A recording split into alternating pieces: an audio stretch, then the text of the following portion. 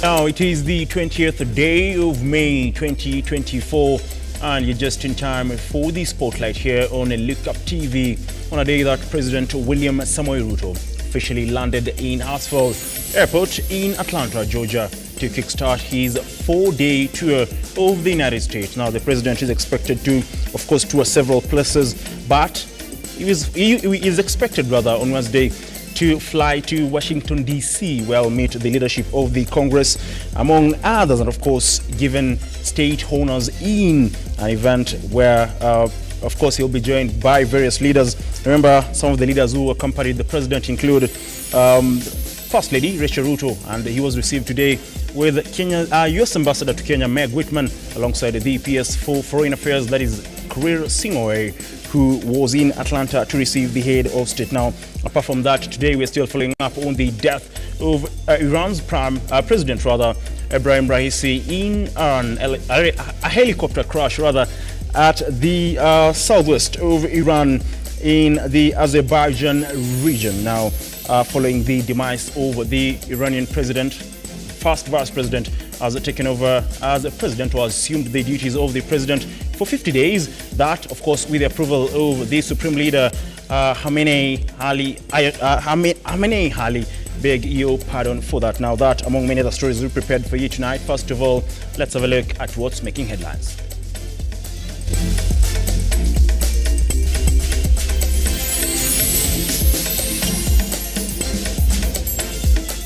Tonight on the Spotlight, President William Ruto begins his 4-day visit to the United States, poised to be a turning point for Kenya. JSS teachers down their tools for the 3rd week running, urging the state to address their concerns. And Auditor General Nancy Gathenge asserts that the delay in transferring funds from the national government to counties has hindered a range of activities. Now, welcome to the program. I am Ian Keitani, and our sign language interpreter is Justin Auko. Remember, you can watch this bulletin live on our Facebook and YouTube pages at Lookuptv. We kickstart our bulletin now, and for the 3rd consecutive week, junior secondary school teachers in various counties have boycotted entering classrooms, pressuring the Teachers Service Commission to comply with the High Court's directive for permanent employment. And as John Matava now files, the teachers are vowed to stand firm until the government fulfills their demands, despite the threats. In the 3rd consecutive week now, JSS teachers have vowed not to relent until the government fulfills their demands despite threats from the Teachers Service Commission. We are in fight with the commission. It should come with immediate effect and confirm all 46,000 intern teachers. During the peaceful demonstrations in Kisumu County, led by Justice Odhiambo, they have criticized the TSC for neglecting JSS teachers instead of advocating for their conditions. They are threatening our teachers here, telling them, can you go back to school? Warudi shule. Even the head of institution, they are threatening us, but we are not going back. They are giving wrong data to Teacher Service Commission that teachers are present. Look at here, this is Eldoret. We have over 800 here teachers on strike. But if you look at the data today, they are telling the Teacher Service Commission that teachers are in school. But we are not there. I'm a teacher, I'm here in Eldoret. But you will find my name, I'm present. So that is wrong. 14 days meant for appeal has elapsed. And in Nandi County today, they have ended service delivery in government offices in Kapsabet town, pressuring the Teachers Service Commission to comply with the High Court directive to employ teachers on permanent basis. We ask TSC to follow the court ruling and to confirm and compensate us, because even the president says that he'll be following the court rulings. The teachers have vowed not to accept defeat in their efforts to secure better employment terms and have given TSC 1 week to confirm JSS teachers under permanent and pensionable terms. John Matava, Lookuptv, Nairobi. To our top story now, and President William Ruto arrived at Hartsfield International Airport in Atlanta, Georgia on Monday afternoon ahead of a busy 4-day visit of the United States. Among the dignitaries waiting to welcome the president at the airport included Foreign Affairs PS Chris Ngoweri and U.S. Ambassador to Kenya Meg Whitman, alongside the mayor of the city of Atlanta, Andre Dickens. The first visit by an African leader in 15 years is expected to strengthen ties with the United States of America, while also opening doors for investment. Now, President William Ruto today visited the Jimmy Carter Presidential Library and Museum, of course, to emphasize the two countries' shared commitment to governance and anti-corruption efforts. Later on, he's expected to visit the Ebenezer Baptist Church to pay homage to the civil rights struggle, and thereafter head to the Center of Disease Control, that is the CDC headquarters, to discuss the US-Kenya health partnership. Of course, the day will end with President William Ruto and First Lady Rachel Ruto being hosted by the Kenyan diaspora in Atlanta. Now, like I said earlier on Wednesday, the president is expected to jet out from Atlanta, Georgia to Washington, D.C., where he will be accorded full ceremonial state honors and later meet a congressional delegation and hold discussions at Capitol Hill. Remember, I will be keeping tabs with the president's historic visit to the United States of America, and we'll be giving you the details of his visit and what has been discussed in that particular visit.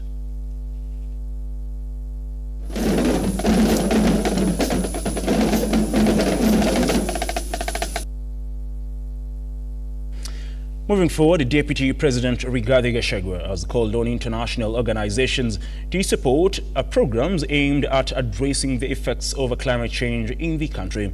Gachagua stated that the government has implemented strategies to tackle events such as drought, heavy rainfall, and recent floods witnessed in the country. Speaking on Monday when he hosted the Common Board of Trustees of the Center for International Forestry Research and the International Center for Research in Agroforestry at his official residence in Karen, Nairobi, the Deputy President Rigathi Gachagua said that the ongoing program targeting 15 billion trees by 2032 could greatly benefit from the partner support. And the people of this great country have come to terms with reality is that climate change is real. And therefore, as a government, we have come up with a program to grow 15 billion trees by the year 2032. I'm very encouraged by Kenya, the issue of fruit trees, because much as we're asking Kenyans to grow trees, we need to encourage them by taking them to a direction that also has a benefit. The Deputy President also called on them to boost restoration of Nairobi River, saying that their input is critical in ensuring the success of the program. And I also want to appeal you support us in the restoration of Nairobi rivers. We have a program for the restoration of Nairobi River that is under very serious pollution, and we have a very serious program. And I think both C4 ICRAF and ICRAF Kenya can play a role to assist us in terms of technical advice, in terms of resource mobilization. International Center for Research in Agroforestry Director General Elaine Ubaljoro said that having ICRAF headquarters in Nairobi strengthens relationship ties between Kenya and other countries, adding that they are ready to support the government projects of planting at least 15 billion trees while insisting on increasing agricultural productivity. In view of the government's commitment of 15 billion trees, we were talking, Excellency, about the right tree for the right purpose in the right place, and the real importance of growing trees and not just planting trees. And we really see this as critical in terms of how to increase agricultural productivity towards a net zero, nature positive agricultural system. Maureen Bosire, Lookuptv.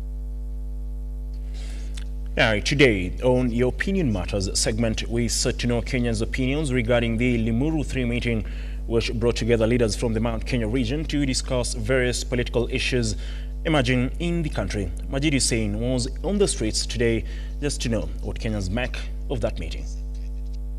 The long-held ambitious efforts by President William Ruto to ring-fence his support in Mount Kenya region is facing an ultimate test as the Limuru 3 Congress concluded, deepening cracks among allies and foes.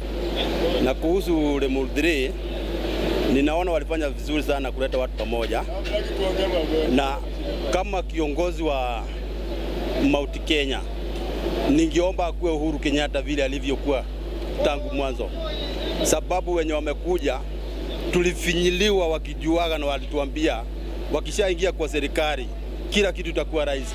Vijana watakuwa kazini, bodaboda watapata pesa, mama mboga atapata pesa mfukoni. Lakini sasa mimi nikitafuta pesa mfukoni sipati. Haya mambo yanatembea, sijui Limuru 3 whatever. Watu wako na kitu inaitwa personal gain. Hali kuhusu ukweli ni kwamba Uhuru Kenyatta aliondokea wakati wake wa siasa. Yeye maintain yeye kama mzee wa boma. Anasema Limuru 3 haiwezi affect maneno ya Kenya Kwanza. Kenya Kwanza ni kitu ni chama ambayo imejipanga. Upande wa maneno ya Mount Kenya imejipanga vizuri.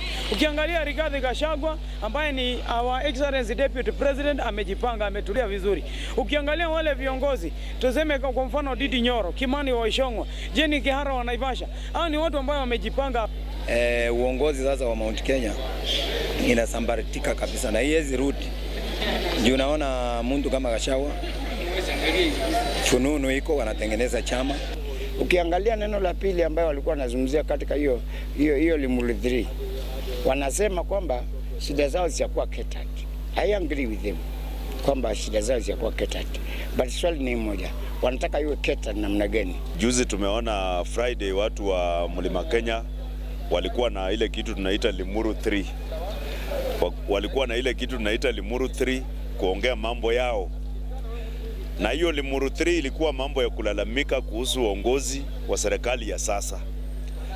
Na sisi watu ambao hatutoki kwa mlima tunashangaa kwa sababu watu wa mlima walichagua hii serikali. While some Kenyans believe the meeting will not have any effect on Kenya Kwanza government, others believe it will have repercussions on President William Ruto and his deputy Rigathi Gachagua. Majid Hussein, Lookuptv, Nairobi. Well, you see, the Limuru 3 meeting is, of course, not gone well with a section of Mount Kenya leaders, but as well, the issue of the 1 man, 1 shilling, 1 vote, as voiced by Deputy President Rigathi Gachagua a couple of weeks ago in a church service in Embu County, has been met with not only ridicule, but also support from different quarters, because a section of Mount Kenya leaders do support the concerns of the Deputy President, while leaders from the United Democratic Alliance, the ruling party, have, of course, rubbished the talk of 1 man, 1 shilling, 1 vote. And to be specific, Moses Kure, the CS for Performance and Service Delivery, said, if at all the DP wants the 1 man, 1 shilling, 1 vote mantra implemented, then they have the numbers. They have the leader of majority, they have the chairperson of the budget committee, and of course the National Assembly's finance committee, and him being of course included, and a host of CSs from the Mount Kenya region. Of course, if that was to be implemented, then the residents of the Mount Kenya region are looking up to the leaders they elected and appointed by President William Ruto. Therefore, the DP shouldn't go back to Wananchi and tell them they want that implemented. That is an issue that, of course, we'll be keeping tabs on as well, just to see what will unfold and what will happen in the larger Mount Kenya region that follows the, rumors that there could be a fallout within the ruling coalition. Yesterday, Nyeri Governor Mutahi Kahiga saying that they will not allow anybody to mistreat or intimidate the Deputy President. And if at all that happens in any way or in one way or the other, then they will come to his rescue, just the same way they supported President William Ruto when he faced ridicule and harassment from the previous administration. Now, let's continue with the bulletin. And government spokesperson Isaac Mwaura, during his tour to inspect government projects in Nakuru County, revealed plans to visit various counties to ensure that all government projects are completed. Speaking in Nakuru County, Mwaura stated that the initiative aims to ensure every Kenyan benefits from the national projects. Government spokesperson Isaac Mwaura today in his visit to Nakuru County has indicated that the government has set aside funds to make cooking oil, and they already have seeds that will be given to farmers so that they can benefit from the project yet to be started. Gharimu zaidi ya shilingi bilioni 40, na pia watu tayari wale ambao bado hawajafidiwa watapatiwa pesa zao, na wale ambao wanaishi mle, kazi za msulubu za mikono 70% ni zao, lakini hizi kazi za utaaluma 30% na zingine kuingineko. Na itakuwa ni msaada mkubwa sana, kwa sababu yale maji yataweza kupata faida, na kampuni ya Nawasco itaweza kuwa ikishughulikia swali lile. He further added that they will highlight the parietrum issue, and the government has already increased the number of acres from 4,000 to 30,000 while calling on farmers to take the opportunity of this project so that they can benefit greatly. Tutaangalia masuala ya Pareto, na Pareto tayari serikali inataka kuongeza idadi ya ekari kutoka 4,000 mpaka ekari 30,000 ukifikia mwaka wa 2027. Kwa nini? Kwa sababu sasa hivi wale ambao wanafanya kilimo hiki wanaweza kuzalisha na kupata kipato cha shilingi 80,000 kwa ekari moja. While offering his condolences to the victims of the Mai Mahiu disaster, he asked Kenyans to be very careful after the Met Department revealed that Kenyans should be prepared of the heavy rain expected to rain. Naweza kuelezwa hapa kwamba tuliwapoteza katika hii county watu 63. 60 wakiwa kule Mai Mahiu na 3 kule Molo. Na zaidi ya familia ama nyumba 1,800 ziliweza kuathirika kutokana na mafuriko haya ambayo yamekithiri humu nchini. Ebi Kadenyi, Lookuptv. Another story by Ebi Kadenyi takes us to a fast breather. We'll be back in a moment. Don't go away.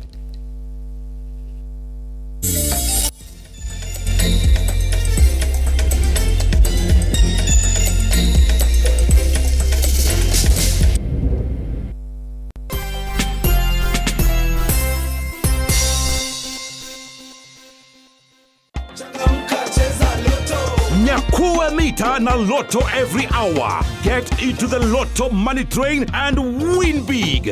Mara hii you win 20,000 times pesa zako. 50 bob inakushindia 1 million shillings every hour na up to 40 million shillings every day. Usiwachwe nyuma. Mamili ni moto moto na Lotto. Nenda kwa M-Pesa paybill number 777-000. Andika neno Look kama account name. Cheza na kati ya shilingi 50 hadi shilingi 2,000 na ubambeto na Lotto. Over 18s only. Gaming can be addictive. Play responsibly. This message has been approved by the BCLB.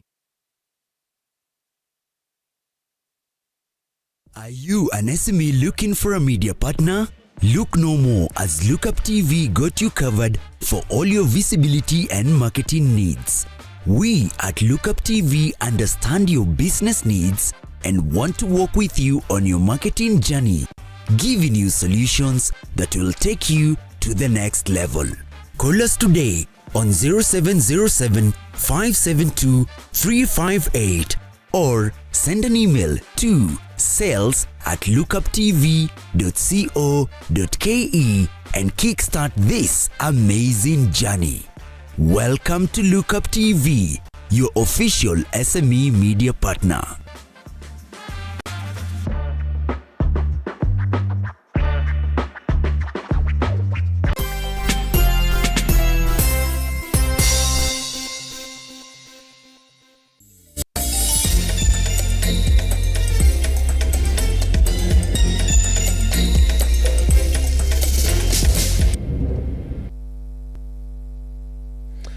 Now, Auditor General Nancy Gathungu has criticized the proposed 2024-25 budget, highlighting gaps such as reducing the budget for proposed projects by 500 million shillings in Nairobi and 300 million in Mombasa counties. Stanley Ligaria attended that particular session and files the following report. The aggregated budget has been reduced by about 985 billion from the previous year's estimated expenditure of 4.4 billion in some sampled programs which are indicated in the table on flood mitigation and food security initiatives. Auditor General Nancy Gathungu says the 2024-2025 budget is set to increase to 1.85 trillion shillings, up from 1.79 trillion shillings in supplementary budget to 2023-2024, further faulting the government under the proposed budget for failing to allocate for learners and learning institutions, including TVETs, as well as the government not utilizing the 7 billion shillings in contingency fund for the current emergencies, including floods. You're asking for more personal emolument and at the same time You are saying that you do not have space. I look at a number of 150. Employ 150, that means you require more space. Do you have space for such?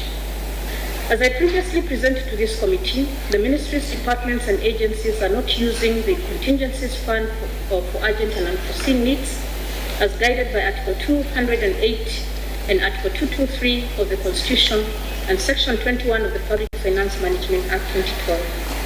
Gathungu says delays in the release of exchequer funding have resulted in delayed service delivery for the institution, calling on the Budget and Appropriations Committee chaired by Kiaru lawmaker Ndindi Nyoro to intervene as she faulted the proposed budget for inadequate resource allocation to key and crucial institutions in the country. You allocated additional resources for that, or that is where you want to employ more, in which case, Chair, if this the reduction on personal emolument would affect the implementation of the Office of the Auditor General on this particular program, then I think this reduction should be reinstated. The auditor has requested the committee to ensure the reinstatement of the cut budget for the institution to enable it to execute its constitutional mandate, with the committee urging Gathungu to consider cutting expenditures by projecting to own a headquarters, which will save massively on the 180 million annual arrears on rent, while appearing before the Budget and Appropriations Committee for the proposed budget for the financial year 2024-2025 and the supplementary budget estimates to 2023-2024. You can clarify about the costing, because that being the case, then if we are to measure the amount of money you are dispensing as rental expenditure, it will take 30 years for us to recover the investments of 6 billion, given your 180 million currently, which is expected. The review of the 2024-2025 budget estimates indicates inadequate allocations for recovery programs like flood mitigation and food security, signaling potential issues with other competing priorities and underestimation of envisaged risks. Stanley Lugaria, Lookuptv, Nairobi. Now, residents of Kugeria Street in Kiambu Town are concerned about the health hazard posed by the sewage canal flowing from their street, which has overflowed into their homes. Beatrice Ndanu now reports. Frank Kamau, a resident of Kugeria Street, whose land has more than 3 acres of farm filled by sewage water with foul smell.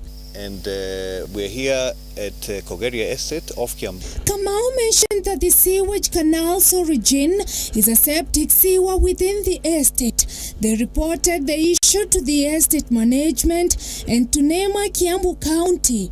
Despite the director acknowledging the situation, no action has been taken even after 2 weeks. Last several weeks we have been facing the predicament of the discharge of sewer water and effluent from a neighboring estate, and that is the estate that is behind me.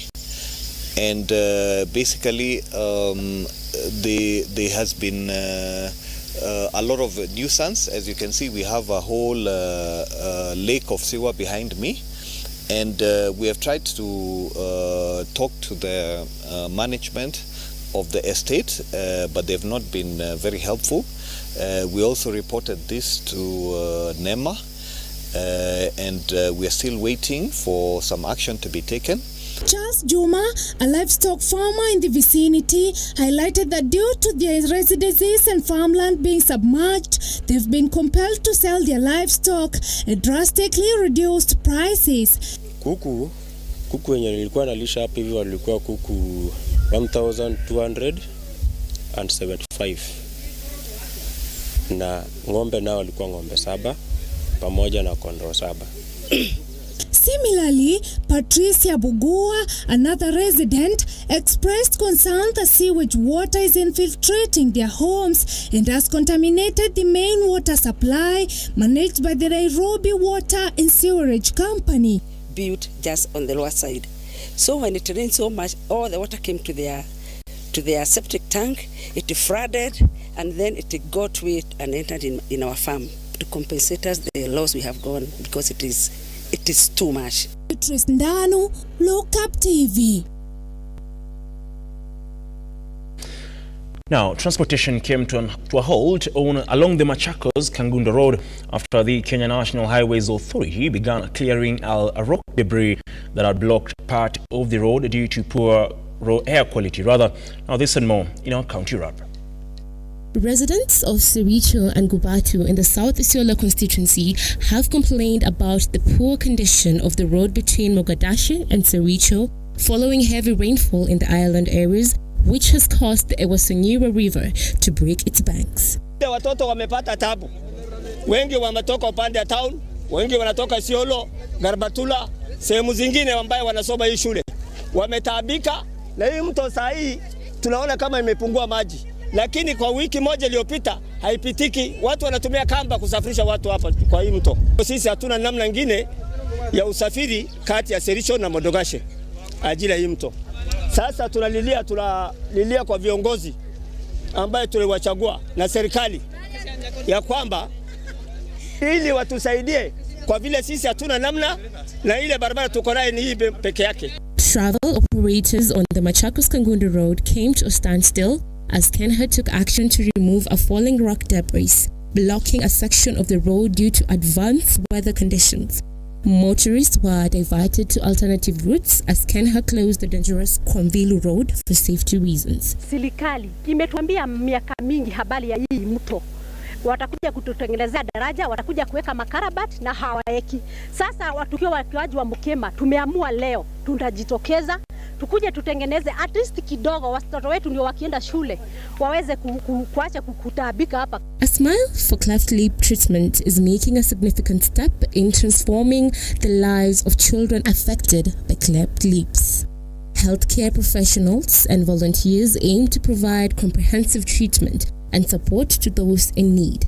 Each child receives personalized care aimed at restoring their confidence and quality of life. In 100 children when wamezaliwa, 10 of them they are affected na your cleft palate na cleft lip. Tunafanya medical creatiness awareness ya wale watoto wamezaliwa na mdomo umepasuka na wengine wako na shimo katikati ya mdomo.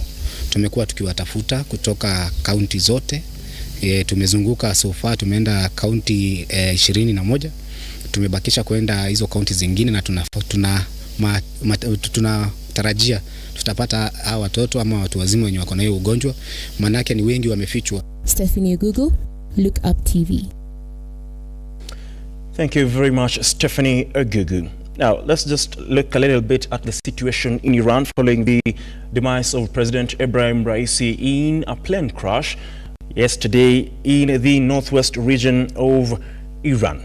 Now, the death of Raisi leaves Iran in some bit of turmoil because Raisi was for a long time seen as the successor of the supreme leader, that is Ali Khamenei, who is the supreme leader of Iran.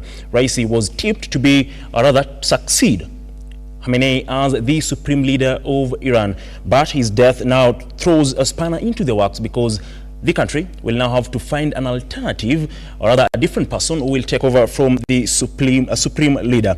Now, an ultra-conservative president at 63, Raisi, died yesterday alongside Foreign Minister Hossein Amir Abdullahian and other high-ranking officials in an helicopter crash in Iran's remote northwest. Now, his death comes at a time that the country faces unprecedented challenges not only at home but also abroad. The Islamic Republic's economy remains crippled by America's sanctions. Its young population is becoming growingly restive, and the country faces increasingly belligerent adversaries in the Middle East and beyond.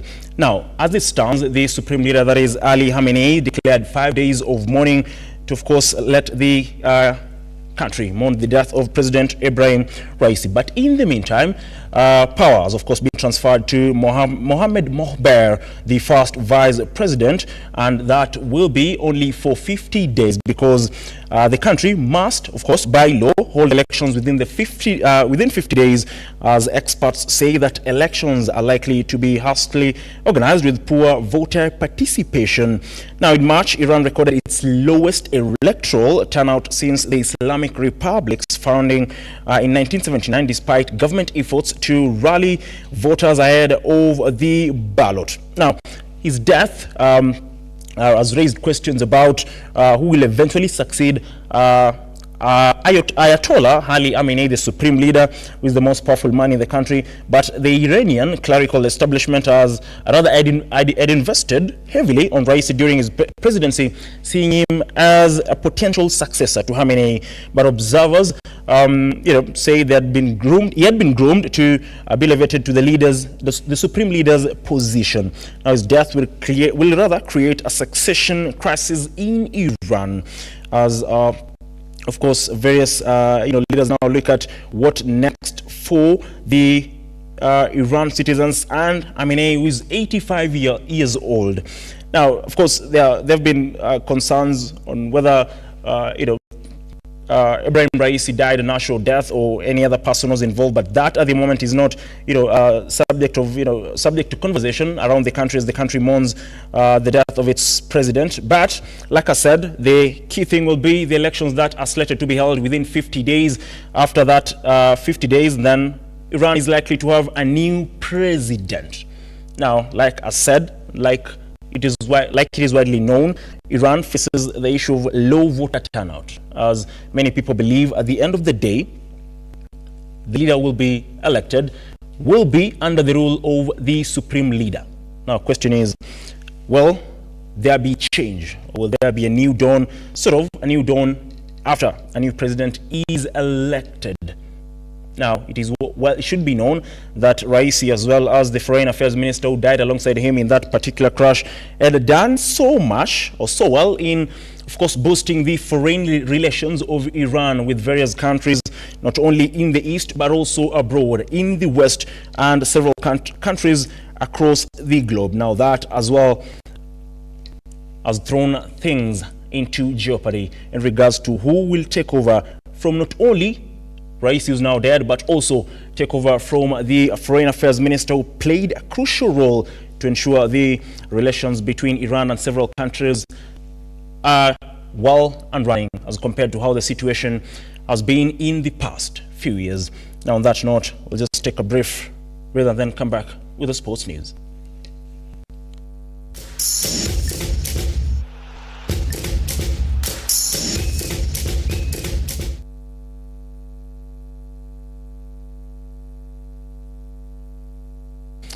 Now, Harambee Stars coach Engin Firat has selected 25 players for the 2026 FIFA World Cup qualifiers against Burundi and Ivory Coast. Firat included most players from the Victoria squad at the Four Nations tournament in Malawi in March, along with some new faces. Among the newcomers is Kenya Police defender Brian Okoth, who was impressed in the local league. Gor Mahia's Austin Odhiambo, who is leading in assist in the FKF Premier League this season, has also been called up, among others.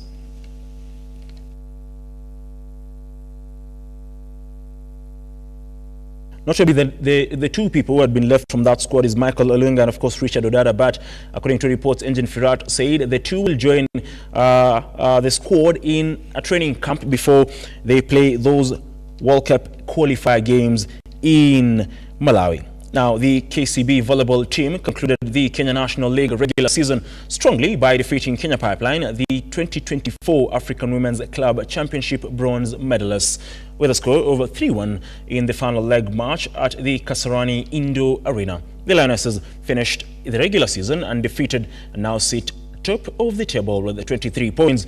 Now, with this momentum, they are poised to make a formidable push in the upcoming playoffs, leveraging their success in the regular season to vie for the championship title.